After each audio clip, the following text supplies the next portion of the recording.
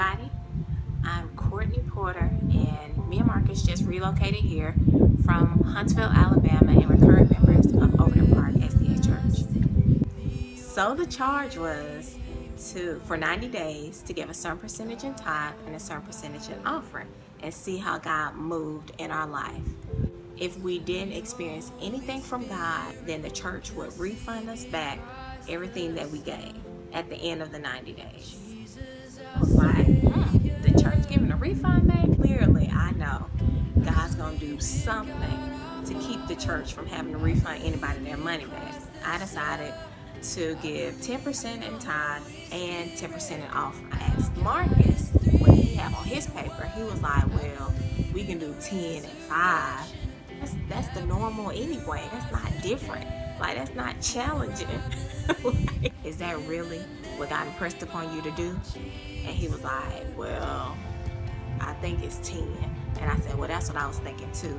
So I think we should do that. And he was like, all right then, we can do that.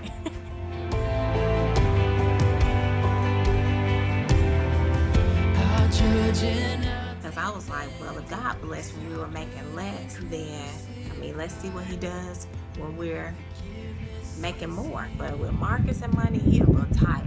He a little tight with his money. So I got to stay on top of it. Now, we got to pay tithe first. And so I got a phone call one day after I took out the tithe and offering, because I try to make sure that's the first thing I do. Marcus was like, yo, babe, where the money at in the account? I was like, Mark, don't you remember the challenge that we made, the 10-10? He was like, shoot, man, dang, I didn't know it was gonna hit us like that. But alright then, cuz. You know how Marcus is. So a couple of months after the challenge, I received an email at my job in regards to my salary. And I was like, oh shit, what's going on with the salary? So I opened it and I read it, and so they said, based on the cost of living, the employees is getting an increase in their salary based on the area you work in. And based on my area was the highest salary increase. And I read the email and I was like, shoot, I read it like 3 times before I believed it. And then the first thing I did was call Marcus. And he was like, what?